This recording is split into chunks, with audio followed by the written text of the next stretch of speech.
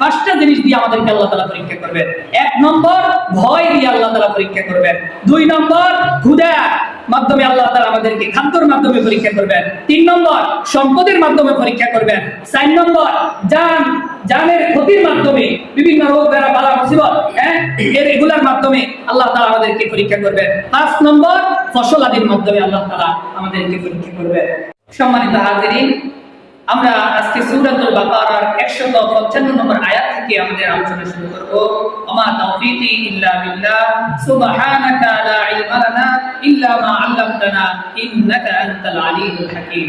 রব্বি জিদনি ইলমা রব্বি জিদনি ইলমা রব্বি জিদনি ইলমা রব্বি ইশরাহ লি সাদরি ওয়া ইয়াসসির লি আমরি ওয়াহলুল 'উকদাতাম মিন লিসানি। أعوذ بالله من الشيطان الرجيم। বিতাড়িত মরদুদ শয়তান থেকে আল্লাহর কাছে আশ্রয় চাইতেছি। বিসমিল্লাহির রাহমানির রাহিম। রহমান রহিম আল্লাহর নামে শুরু করছি। ওয়ালা নাবলুওয়ান্নাকুম বিশাইইন মিনাল খাউফি ওয়াল জু'i ওয়া নাকসিম মিনাল আমওয়ালি ওয়াল আনফুসি ওয়াত তামারাত وبشر الصابرين।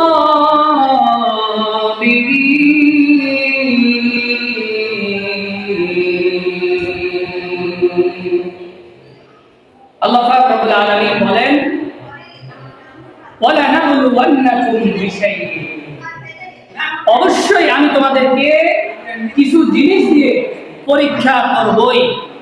আল্লাহ তাআলা বলতেছেন, আমি অবশ্যই তোমাদেরকে কিছু জিনিস দিয়ে পরীক্ষা করব। অবশ্যই করব পরীক্ষা। আল্লাহ তাআলা করবেন আমাদেরকে। কি দিয়ে পরীক্ষা করবেন? আল্লাহ তাআলা বলতেছেন, মিনাল খাউফ, ভয় দিয়ে তোমাদেরকে আমি পরীক্ষা করব। ভয়ের মাধ্যমে তোমাদেরকে আমি পরীক্ষা করব। কেমন ভয়? এই ভয় সব রকমের ভয় হইতে পারে। শত্রুতার ভয় হইতে পারে। আপনার শত্রু আছে, ওই শত্রু আপনাকে কখন জানি আক্রমণ করে, কখন জানি কোন ক্ষতি করে, আপনার জানি কি নষ্ট করে ফেলে, আপনার মনের ভিতরে ভয়। এই ভয়ের মাধ্যমে আল্লাহ তাআলা আপনাকে পরীক্ষা করবেন।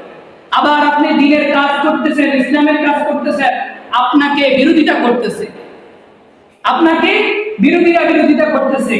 এই ভয় যেমন আছে, হয়তোবা আপনার এই দ্বীনের কাজ করার কারণে, ইসলামের কাজ করার কারণে আপনার জীবনও তারা নিয়ে নিতে পারে, আপনাকে হুমকি দামকি দিবে। অর্থাৎ এই ভয়ের কথা যখন আল্লাহ তাআলা বলেছেন, বুঝতে হবে আমাদেরকে ভয় সব রকমের ভয় হতে পারে। হয়তোবা এমনও ভয় করতে পারে, ডাক্তার আপনাকে বলেছে আপনার অমুক রোগ, এখন আপনার ভয় লাগছে, আরে এটা জানি কি হতে পারে, কত মারাত্মক জানি হতে পারে, কেমন জানি হইতে পারে, বিপদ আপদের ভয়। আশঙ্কা করতেছেন সামনে আপনার কোনো একটা বিপদ হইতে পারে, ভয় লাগতেছে। কোন একটা কাজ করবেন, কাজ করার আগে ভয় পাইতেছেন, কাজটা করতে পারবেন কি পারবেন না, কাজটা করলে জানি কি হয়, এই যে ভয়। আল্লাহ তাআলা বলতেছেন, আমি তোমাদেরকে ভয় দিয়ে পরীক্ষা করব, ভয়ের মাধ্যমে পরীক্ষা করব। দুই নম্বর ওয়াল জু', তোমাদেরকে ক্ষুধা দিয়ে পরীক্ষা করব, ক্ষুধার মাধ্যমে পরীক্ষা করব, খাদ্যের মাধ্যমে পরীক্ষা করব। আমার পাশে যাদের বাড়িঘর আছে, তারা ভালো ভালো খাবার খায়, প্রতিবেলা মাছ গোস্ত খায়, ভালো ভালো রান্না করে খায়, কিন্তু আমি খেতে পারি না। আমি মাছ গোস্ত প্রত্যেকদিন প্রত্যেক বেলায় জোড়াইতে পারি না। ক্ষুধার মাধ্যমে আমাকে পরীক্ষা করা হচ্ছে। আল্লাহ তাআলা বলে, তোমাকে আমি ক্ষুধার মাধ্যমে পরীক্ষা করাবো, খাদ্যের মাধ্যমে পরীক্ষা করাবো, খাদ্যের মাধ্যমে পরীক্ষা করা হবে। তারপরে বলেছেন, ওয়া নাকসিম মিনাল আমওয়াল, সম্পদ নষ্ট হওয়ার মাধ্যমে পরীক্ষা করা হবে। সম্পদ নষ্ট হয়ে যাবে, হয়তোবা আপনার অনেক সম্পদ ছিল, অনেক সম্পদ অর্জন করেছেন, হ্যাঁ, অনেক সম্পদ ব্যক্তিগতভাবে পারিবারিকভাবে পেয়েছেন, কিন্তু আপনার ওই সম্পদ নষ্ট হয়ে গেছে। ওই সম্পদ কি হয়ে গেছে? নষ্ট হয়ে গেছে। ওই মাল সব শেষ হয়ে গেছে, চলে যাইতেছে। এই যে চলে যাইতেছে, আল্লাহ তাআলা এর মাধ্যমে আপনাকে পরীক্ষা করতেছেন, আপনাকে আমাকে পরীক্ষা করতেছেন। আল্লাহ বলতেছেন যে তোমাদের সম্পদ নষ্ট হওয়ার মাধ্যমে তোমাদেরকে পরীক্ষা করা হবে। তারপরে বলেছেন ওয়াল আনফুসি, জীবনের ক্ষতির মাধ্যমে পরীক্ষা করা হবে। জীবনের ক্ষতির মাধ্যমে পরীক্ষা করা হবে, জানের ক্ষতির মাধ্যমে পরীক্ষা করা হবে। জীবনের ক্ষতি মানে, জানের ক্ষতি মানে, হ্যাঁ, হয়তোবা আপনার একজন এই সন্তান মারা গেছে, জীবন নাই, জীবন চলে গেছে। আপনার আপন কোনো ব্যক্তি হঠাৎ করে আপনার কাছ থেকে চলে গেছে। আপনার আপন কোনো ব্যক্তি হঠাৎ করে অ্যাক্সিডেন্ট হয়ে গেছে। হয়তোবা আপনি হঠাৎ করে অ্যাক্সিডেন্ট হয়ে আপনার একটা পা, একটা হাত, একটা অঙ্গ আপনার হারিয়ে ফেলেছে। জীবনের মাধ্যমে, জানের মাধ্যমে ক্ষতি। এই যে ক্ষতি আসতেছে জানের মাধ্যমে, জীবনের মাধ্যমে, আমলের মাধ্যমে, মালের মাধ্যমে, খাবার মাধ্যমে, ভয়ের মাধ্যমে, এগুলা আল্লাহ পাক রব্বুল আলামিনকে পরীক্ষা করতেছেন। আল্লাহ তাআলা কি এগুলো শুধু আমাদেরকে পরীক্ষা করবেন, নাকি এগুলা আগের ঈমানদারদেরকেও পরীক্ষা করছেন? এগুলা আল্লাহ পাক রব্বুল আলামিন আগের ঈমানদারদেরকেও পরীক্ষা করেছেন। এমনকি এগুলা সবচেয়ে বেশি নবীদেরকে এগুলা দিয়ে পরীক্ষা করা হয়েছে। মালের ক্ষতি, ভয় এবং ক্ষুধা, জীবনের এই বিভিন্ন অসুস্থতার মাধ্যমে পরীক্ষা করা হয়। নবীদেরকে সবচেয়ে বেশি আল্লাহ তাআলা পরীক্ষা করেছেন। আমরা আইয়ুব নবীর কথা শুনছিলাম, 18টি বছর অসুস্থতার ভিতরে, গায়ের ভিতরে কেনা হয়ে গেছে। অনেক সম্পদ ছিল না। আইয়ুব আলাইহিস সালাতু ওয়াস সালামের অনেক সম্পত্তির মালিক ছিল, অনেক সন্তান ছিল, এমনকি পাড়া প্রতিবেশী যারা ছিল তারা উনার কাছে এসে ভিড় জমাতো, উনার কাছ থেকে সাহায্য সহযোগিতা দিত। এমন ছিলেন তিনি, সব দিক দিয়ে ঠিকঠাক ছিলেন।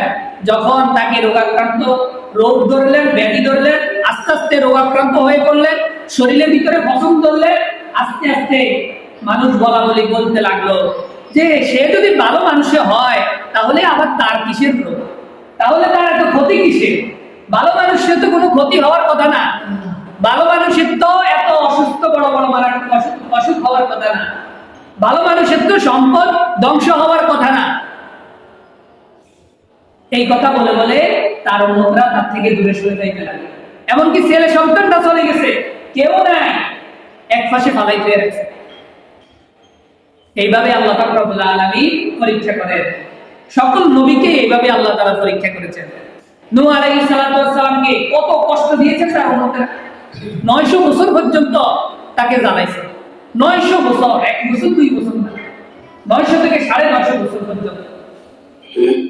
এমন অবস্থা হতো, দাদা মরার আগে দিয়ে তার নাতিকে বলে যাইতো যে ওই যে লোকটা দেখতেছো, ওই লোকটা মিথ্যাবাদী, তার কথা শুনবা না, তাকে যেখানে দেখবা সেখানে আঘাত করবা। একবার এক লোক তার সন্তানকে বলতেছে যে ওই যে দেখতেছো লোকটা, নূহ আলাইহিস সালাম আসতেছে রাস্তা দিয়ে, বলতেছে ওই যে দেখতেছো লোকটা, ওই লোকটার ব্যাপারে আমার দাদা আমাকে বলে গেছে, আমার বাবাও আমাকে বলে গেছে যে ওই লোকটার কথা যেন আমরা না শুনি, এবং আমিও তোমাকে বলতেছি তুমিও ওই লোকের কথা শুনবা না, তার দাওয়াত গ্রহণ করবে না, সে কি বলে তার কথা গ্রহণ করবে না। এই কথা যখন বললো, ওই লোকটা কি করলো, সে তার বাবার হাত থেকে, বৃদ্ধ বাবার হাত থেকে লাঠিটা নিয়ে নূহ আলাইহিস সালাতু ওয়াস সালামের উপরে আক্রমণ শুরু করলো। মারতে মারতে বেহুশ করে ফেললো, মাটির সাথে মিশে গেছে। এমন অবস্থা হয়েছে। নূহ আলাইহিস সালাতু ওয়াস সালাম হুঁশ ফিরে পেলেন, তখন আল্লাহর কাছে দোয়া করলেন, শেষ দোয়া। কিন্তু এর আগে বহুত নির্যাতন এরকম ভাবে করা হয়েছিল। তো এই জন্য আল্লাহ পাক রব্বুল আলামিন বিপদ আপদ, বালা মুসিবত এগুলা আমাদেরকে দিয়ে আল্লাহ তাআলা কি করেন? পরীক্ষা করেন। আল্লাহ বলেন আমি তোমাদেরকে কিছু জিনিস দিয়ে পরীক্ষা করব। তারপরে কি দিয়ে পরীক্ষা করব বলেছেন? সামারাত, ফল নষ্টের মাধ্যমে, ফসল নষ্টের মাধ্যমে। আপনি খেতে কৃষি করছেন, আপনার ফসল নষ্ট হয়ে গেছে। ফসলের মাধ্যমে পরীক্ষা করা হবে। ফসল খুব কষ্ট করে লাগাইছেন কিন্তু ফসলটা চলে গেছে। এখন আল্লাহ পাক রব্বুল আলামিন এই যে পরীক্ষাগুলো আমাদেরকে করতেছেন, এই পরীক্ষাগুলো আল্লাহ পাক রব্বুল আলামিন কেন করেন? আল্লাহ পাক রব্বুল আলামিন এই পরীক্ষাগুলো কেন করেন? আল্লাহ তাআলা বলতেছেন যে এই পরীক্ষাগুলো আমি তোমাদেরকে করি, এই পরীক্ষা করে আমি তোমাদেরকে দেখতে চাই অবাশশিরিস সাবিরিন, যে তোমরা ধৈর্য ধারণ করে কিনা। আর যারা ধৈর্য ধারণ করবে তারা সুসংবাদ প্রাপ্ত হবে। আল্লাহ পাক রব্বুল আলামিন ওই সবরকারীদেরকে সুসংবাদ দান করবে। কি দান করবে? সুসংবাদ দান করবে। ধৈর্য ধারণ করবে। বিপদ আপদ আসবেই, বিপদ আপদ আসলে ধৈর্য ধারণ করতে হবে। আর ধৈর্য ধারণ করলে আল্লাহ পাক রব্বুল আলামিন বলে অবাশশিরিস সাবিরিন, আমি ওই ধৈর্যশীলদেরকে সুসংবাদ আমি তাদেরকে দান করব, সুসংবাদ দেব। ধৈর্যশীলদেরকে ধৈর্য ধরে ধৈর্যশীলরা কি করে? আল্লাহ পাক রব্বুল আলামিন বলেন যখন কারো বিপদ আপদ আসে, বালা মুসিবত আসে কোন মুমিন ব্যক্তির উপরে, তখন ওই মুমিন ব্যক্তিরা কি করে? আল্লাহ পাক রব্বুল আলামিন বলতেছেন তারপরের আয়াতে 156 নম্বর আয়াত, আল্লাযীনা ইযা আসাবাতহুম মুসিবা, যখন তাদের উপরে কোনো বালা মুসিবত আসে, قالوا إنا لله وإنا إليه راجعون, তখন তারা বলে নিশ্চয়ই আমরা আল্লাহর জন্য এবং নিশ্চয়ই আমরা তার দিকেই ফিরে যাব। নিশ্চয়ই আমরা কার জন্য? আল্লাহ তাআলার জন্য। অর্থাৎ আমরা আল্লাহর জন্য মানে এই যে আল্লাহ পাক রব্বুল আলামিন আমাকে ধন সম্পদ দিলেন, আল্লাহ পাক রব্বুল আলামিন মাল সম্পদ দিলেন, জীবন দিলেন, ফসল আদি দিলেন, এগুলা সব হচ্ছে কার? আল্লাহ। আমরাও কার? আল্লাহ। এখন আল্লাহ পাক রব্বুল আলামিন দয়া করে মায়া করে আমাকে এগুলা দিয়েছেন। এখন দিয়েছেন কিছু সময়ের জন্য, আবার আল্লাহ পাক নিয়ে গেছেন। এই জন্য বলতেছেন যে আমরা সব হচ্ছে কার জন্য? আল্লাহ তাআলার জন্য। তো আল্লাহর জন্য যেহেতু আল্লাহ দিয়েছেন, আল্লাহ দিয়েছেন, এর আমার কোনো কি নাই, আপত্তি নাই। আর একদিন আমিও তার কাছেই ফিরে যেতে হবে, এই সেই কথা বলে। এই কথা বলে সে ধৈর্য ধারণ করে। এটা কার কাম? এটা হচ্ছে আল্লাহ তাআলা বলেন এটা হচ্ছে ধৈর্যশীল যে ব্যক্তি, মুমিন যে ব্যক্তি, ওই মুমিন ব্যক্তির কাজ। মুমিন ব্যক্তি কি করে তাহলে? বিপদ আপদ বালা মুসিবত আসলে কি করে? সে বলে ইন্না লিল্লাহি ওয়া ইন্না ইলাইহি রাজিউন, ইন্না লিল্লাহি ওয়া ইন্না ইলাইহি রাজিউন। ঠিক না? আমরা যখন কেউ যখন মারা যায়, বিশেষ করে তখন এটা দুঃখের একটা সংবাদ, তখন আমরা বলে উঠি ইন্না লিল্লাহি ওয়া ইন্না ইলাইহি রাজিউন। অতএব আমরা সবাই আল্লাহর জন্য এবং আমাদের সবাইকেই আবার আল্লাহর দিকে ফিরে যেতে হবে। অর্থাৎ আল্লাহ পাক রব্বুল আলামিন আমার আত্মীয়কে দিয়েছে কিছু সময়ের জন্য, আমি তার সাথে ছিলাম, সে আমাদের সাথে ছিল, এখন আবার আল্লাহ তাআলা নিয়ে গেছে। আবার একদিন তার মতো আমাকেও আল্লাহর কাছে ফিরে যেতে হবে, আমাকেও আল্লাহর কাছে ফিরে যেতে হবে।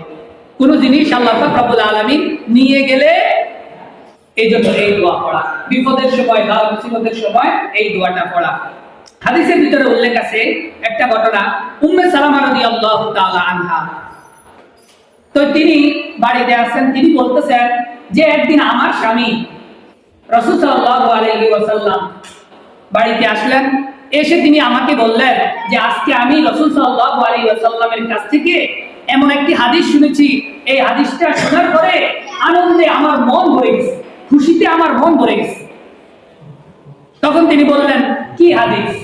তো তিনি বললেন, আবু সালামা বললেন, উম্মে সালামার স্বামী, সে বলল যে হাদিসটা হচ্ছে রাসূল সাল্লাল্লাহু আলাইহি ওয়াসাল্লাম বলেছেন যদি কোনো ব্যক্তির কাছে বালা মুসিবত এসে যায়, বিপদ আপদ এসে যায়, তখন সে যদি ইন্না লিল্লাহি ওয়া ইন্না ইলাইহি রাজিউন এটা পড়ে এবং এর সাথে আরো একটু দোয়া করে আল্লাহুম্মা জুরনি ফি মুসিবাতি ওয়াখলুফনি খায়রাম মিনহা, অর্থাৎ হে আল্লাহ যে জিনিসের মাধ্যমে আপনি আমাকে মুসিবতে ফেলেছেন বা যে জিনিসের কারণে আমি মুসিবতে পড়েছি, হে আল্লাহ আপনি আমাকে এর চেয়ে উত্তম জিনিস দান করেন। আল্লাহুম্মা জুরনি ফি মুসিবাতি ওয়াখলুফনি খায়রাম মিনহা, হে আল্লাহ যে জিনিসের কারণে আমার মুসিবত এসেছে এর চেয়ে উত্তম জিনিস আপনি আমাকে দান করেন। তো উম্মে সালামা বলেন যে তখন আমি এই দোয়া মুখস্থ করে নিলাম বলে যে ব্যক্তি এই ইন্না লিল্লাহ পড়ার পরে এই দোয়া পড়বে অবশ্যই আল্লাহ পাক রব্বুল আলামিন তার দোয়া কবুল করবেন, অবশ্যই আল্লাহ তাআলা তার দোয়া কবুল করবেন। এখন উম্মে সালামা রাদিয়াল্লাহু তাআলা বলেন আমি এই দোয়া মুখস্থ করে নিয়েছি, আল্লাহুম্মা জুরনি ফি মুসিবাতি আখলুফনি খায়রাম মিনহা, আল্লাহুম্মা জুরনি ফি মুসিবাতি আখলুফনি খায়রাম মিনহা। তিনি বলেন আমি এই দোয়া মুখস্থ করে নিলাম। কিছুদিন পরে আমার স্বামী মারা গেলেন। আমার স্বামী মারা যাওয়ার পরে আমি আল্লাহর কাছে এই দোয়া করলাম। কোন দোয়া? এই যে দোয়াটা করলাম, আল্লাহুম্মা জুরনি ফি মুসিবাতি আখলুফনি খায়রাম মিনহা। অর্থ কি? হে আল্লাহ, আপনি আমার থেকে আমার যে প্রিয় জিনিসটা নিয়ে গেছেন এর চেয়েও উত্তম জিনিস আমাকে দান করেন। যে জিনিস যাওয়ার কারণে আমার মুসিবত আসছে আপনি আমাকে এর চেয়েও আরো উত্তম জিনিস দান করেন। স্বামী মারা গেছে। উম্মে সালামা বলেন যে আবু সালামার মতো এত উত্তম স্বামী আমি আর পাবো কিনা জানি না, কিন্তু তারপরেও আমি আল্লাহর কাছে দোয়া করলাম যে আল্লাহ আপনি আমার কাছ থেকে যে উত্তম জিনিস নিয়েছেন এর চেয়েও আরো উত্তম জিনিস আমাকে দান করুন। তো তিনি বলেন যে আমি এই দোয়া করলাম। কিছুদিন পর আমার ইদ্যত শেষ হয়ে গেল। হঠাৎ করে একদিন আমি বাড়ির ভিতরে আমার সামার, উনি সামার ভিতরে রং করতেন, এগুলার ব্যাগ বানাইতেন। তো আমি ওইগুলোর ভিতরে রং করতেছিলাম। হঠাৎ করে দেখি রাসূল সাল্লাল্লাহু আলাইহি ওয়াসাল্লাম আমার বাড়িতে এসে গেলেন। এসে বলতেছেন, অনুমতি চাইলেন। আমি উনাকে বসার জন্য বললাম। রাসূল সাল্লাল্লাহু আলাইহি ওয়াসাল্লাম তারপরে আমাকে বললেন যে তিনি আমাকে বিয়ের প্রস্তাব দিতেছেন। সুবহানাল্লাহ। রাসূল সাল্লাল্লাহু আলাইহি ওয়াসাল্লাম আমাকে বিয়ের প্রস্তাব দিলেন। উম্মে সালামা বলেন যে আমি তখন রাসূল সাল্লাল্লাহু আলাইহি ওয়াসাল্লামকে বললাম, ইয়া রাসূলুল্লাহ, এর চেয়ে আর বড় সুসংবাদ আমার জন্য কি হতে পারে? তো এই হাদিসটা এখানে এই জন্য উল্লেখ করেছেন। তো তখন তিনি হয়ে গেলেন উম্মুল মুমিনিন উম্মে সালামা রাদিয়াল্লাহু তাআলা আনহা, রাসূলের স্ত্রী হয়ে গেলেন। চিন্তা করেন এই দোয়া করার কারণে আল্লাহ পাক রব্বুল আলামিন উম্মে সালামাকে নবীর স্ত্রী বানিয়ে দিলেন। তিনি বলেছেন আমার স্বামীর মতো উত্তম স্বামী আমি আর পাবো কিনা জানি না, কিন্তু আল্লাহ পাক রব্বুল আলামিন এর চেয়েও বহুগুণ উত্তম স্বামী আল্লাহ তাআলা উম্মে সালামাকে দান করে দিলেন। কি কারণে? তিনি ধৈর্য ধারণ করেছেন এবং আল্লাহর কাছে দোয়া করেছেন। ধৈর্য ধারণ করেছেন এবং আল্লাহর কাছে কি করেছেন? দোয়া করেছেন। এজন্য বিপদ আপদ বালা মুসিবত আসলে কি করা? ধৈর্য ধারণ করা আর পড়া। কি পড়া? ইন্না লিল্লাহি ওয়া ইন্না ইলাইহি রাজিউন। তাহলে ধৈর্য ধারণ করলে কি লাভ? আল্লাহ পাক রব্বুল আলামিন বলে দিচ্ছেন কি লাভ। আল্লাহ তাআলা বলেন 157 নম্বরে, উলাইকা আলাইহিম সালাওয়াতুম মির রাব্বিহিম ওয়া রাহমাহ ওয়া উলাইকা হুমুল মুহতাদুন। এই যে যারা ধৈর্য ধারণ করবে আল্লাহ পাক রব্বুল আলামিন বলেন এদের উপরে তাদের রবের পক্ষ থেকে খাস শান্তি ও রহমত বর্ষিত হবে। উলাইকা হুমুল মুহতাদুন, এবং এরাই হেদায়েত প্রাপ্ত হবে, সৎ পথে এরাই রয়েছে। তাহলে আল্লাহ পাক রব্বুল আলামিন বলেছেন মুমিনরা বিপদে ধৈর্য ধারণ করবে, আর ধৈর্য ধারণ করলে আল্লাহ পাক রব্বুল আলামিন তাদেরকে পুরস্কার দান করবেন। কয়টা পুরস্কারের কথা এই আয়াতে বলেছেন? দুইটা পুরস্কারের কথা আল্লাহ পাক রব্বুল আলামিন এই আয়াতের ভিতরে বলেছেন। 1 নম্বর সালাওয়াত মানে শান্তি, 2 নম্বর রহমত মানে দয়া অনুগ্রহ। ধৈর্য ধারণ করলে আল্লাহর কাছে দোয়া করলে আল্লাহ পাক রব্বুল আলামিন দুইটা পুরস্কার দিবেন। কয়টা পুরস্কার? দুইটা। কি কি দুইটা পুরস্কার? 1 নম্বর শান্তি, 2 নম্বর দয়া অনুগ্রহ। এই যে আমরা দুনিয়ার ভিতরে চিন্তা করেন যে দুইটা জিনিসের কথা আল্লাহ তাআলা বললেন, এই দুইটা জিনিস মানুষের সবচেয়ে বেশি প্রয়োজন। মানুষ শান্তি চায়, মানুষ দয়া অনুগ্রহ চায়। পৃথিবীতে এমন কোনো মানুষ নাই যে বলে আমি অশান্তিতে থাকতে চাই, সবাই বলে আমি শান্তিতে থাকতে চাই। তো আল্লাহ পাক রব্বুল আলামিন বলে বিপদ আপদ দিব, বিপদ আপদ আসবে, ধৈর্য ধারণ করবা, আমি তোমাকে শান্তি দিব। আর শান্তি আসবে কিসের মাধ্যমে? আল্লাহ পাক রব্বুল আলামিনের হুকুম মানার মাধ্যমে। আল্লাহ তাআলার হুকুম মানা ছাড়া শান্তি আসবে না। সুখ শান্তি এগুলো আল্লাহ তাআলার বড় নিয়ামত। আল্লাহ তাআলার যদি হুকুম না মানা হয়, আল্লাহ তাআলার হুকুম যদি না মানা হয়, তাহলে শান্তি পাওয়া সম্ভব না। শান্তি পাওয়া সম্ভব না। মানুষ অনেকভাবে শান্তি খুঁজে। কেউ শান্তি খুঁজে নেশার মাধ্যমে।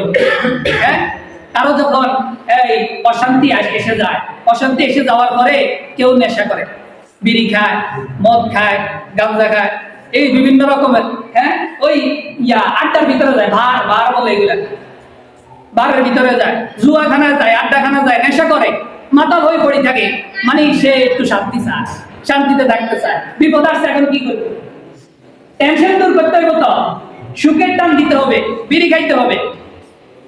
একবার এক লোকের জিজ্ঞাসা করলাম যে আপনি বিড়িখানা ছাড়তে পারেন না কেন? বিড়িখানা ছাড়ার জন্য অনেকবার চেষ্টা করেছিলাম, কিন্তু মাঝে মাঝে যখন টেনশন আইলে মাথা তার কাজ করে না, তখন বিড়ি খেতে মন চায়। বিড়ি টান দিলে টেনশন দূর হয়ে যায়। এই হচ্ছে অবস্থা। আসলে কি বিড়ি খেলে টেনশন যায়? এটা যারা খায় এরা বলতে পারে। বলে টেনশন, অশান্তি এগুলা দূর হবে কিসের মাধ্যমে? আল্লাহর হুকুম মানার মাধ্যমে। আপনার টেনশন আছে, অশান্তি আছে, আপনি ওযু করেন, ওযু করে এসে 2 রাকাত নামাজ পড়েন, আল্লাহর কাছে সার দেখবেন, মনটা শান্তিতে ভরে যাবে, মনটা শান্তি হয়ে যাবে। আবার কিছু মানুষ আছে খারাপ কাজের মাধ্যমে, জেনা, ব্যভিচার এগুলোর মাধ্যমে শান্তি খোঁজে, মনে করে তার জন্য এটাই শান্তি, এটাই সুখ। কিছু মানুষ আছে গীবত করে, একজনের কথা আরেকজনের কাছে লাগাইতে ভালো লাগে, এটাই তার কাছে শান্তি, সে এবার মাধ্যমে শান্তি খোঁজে। আবার কিছু মানুষ আছে সম্পদ উপার্জনের মাধ্যমে শান্তি খোঁজে, মনে করে আমি যদি এই এলাকার সবচেয়ে বড় ধনী হই, তাহলে আমি সবচেয়ে শান্তিতে থাকবো, সবচেয়ে সুখে থাকবো, কেউ এটা মনে করে। আবার কিছু মানুষ আছে খেলাধুলার মাধ্যমে শান্তি খোঁজে, কেউ মনে করে আমি যদি বড় খেলোয়াড় হয়ে যাই, তাহলে আমি মনে হয় শান্তিতে থাকতে পারবো। আবার কেউ আছে মজ মাস্তির ভিতরে শান্তি খোঁজে। এরকম পৃথিবীতে এক একজন এক এক রকম ভাবে শান্তি খোঁজে। আসলে সবাই শান্তি চায়, সবাই কি চায়? শান্তি চায়। আল্লাহ পাক রব্বুল আলামিন এই জন্যই বলে দিয়েছেন যে তোমাদের যখন বিপদ আপদ বালা মুসিবত আসবে, তখন তোমাদের কাজ হচ্ছে ধৈর্য ধারণ করা আর দোয়া করা, আর দোয়া করবা, ধৈর্য ধারণ করবা। আল্লাহ পাক রব্বুল আলামিন বলেন যে আমি তোমাদেরকে শান্তি দিব, আমি তোমাদেরকে শান্তি দিব। এই দুনিয়াটা আসলে কি শান্তির জায়গা? এই দুনিয়াটা আসলেও শান্তির জায়গা না, আসলেও অশান্তির জায়গা। এমন একটা লোককে পাইবেন না যে সে বলবে যে আমি সারা জীবন শান্তিতে ছিলাম, পাইবেন। আবার এমন একটা লোককে বলতে শুনবেন না যে আমি সারা জীবন অশান্তিতে ছিলাম, কিছু সময় হলো সে সুখে ছিল। অর্থাৎ দুনিয়াটা পুরোপুরি শান্তির জায়গাও না, আবার পুরোপুরি অশান্তির জায়গাও না। পুরোপুরি শান্তির জায়গা হচ্ছে জান্নাত, আর পুরোপুরি অশান্তির জায়গা হচ্ছে জাহান্নাম। বলে জান্নাত এমন শান্তির জায়গা যেখানে শান্তি শুরু হবে আর কখনো শেষ হবে না, আর জাহান্নাম অশান্তির এমন জায়গা যেখানে অশান্তি শুরু হবে কখনো শেষ হবে না। এই হচ্ছে অবস্থা। তাহলে আল্লাহ পাক রব্বুল আলামিন আমাদেরকে এই যে আমরা শান্তি খুঁজি, এই শান্তি আল্লাহ তাআলার হুকুম মানার মাধ্যমে আমাদেরকে খুঁজতে হবে। তাহলে আল্লাহ পাক রব্বুল আলামিন বলেছেন যে অবশ্যই আমি তোমাদেরকে পরীক্ষা করব। আল্লাহ পাক রব্বুল আলামিন এখানে কয়টি জিনিস দিয়ে বলেছেন পরীক্ষা করবে? 5টা জিনিস। কয়টা জিনিস? আজকের আলোচনায় এই আয়াতের ভিতরে 5টা জিনিসের কথা বলেছেন। 5টা জিনিস দিয়ে আমাদেরকে আল্লাহ তাআলা পরীক্ষা করবেন। 1 নম্বর ভয় দিয়ে আল্লাহ তাআলা পরীক্ষা করবেন। 2 নম্বর হুদা মাধ্যমে আল্লাহ তাআলা আমাদেরকে খাদ্যের মাধ্যমে পরীক্ষা করবেন। 3 নম্বর সম্পদের মাধ্যমে পরীক্ষা করবেন। 4 নম্বর জানের ক্ষতির মাধ্যমে, বিভিন্ন রোগ বেড়া বালা মুসিবত, এগুলার মাধ্যমে আল্লাহ তাআলা আমাদেরকে পরীক্ষা করবেন। 5 নম্বর ফসল আদির মাধ্যমে আল্লাহ তাআলা আমাদেরকে পরীক্ষা করবেন। এজন্য আল্লাহ পাক রব্বুল আলামিনের এই পরীক্ষাগুলাই যেন আমরা উত্তীর্ণ হতে পারি, আল্লাহ তাআলা আমাদেরকে সেই তৌফিক দান করেন। সকলে বলি আমিন। ওয়া আলহামদুলিল্লাহ।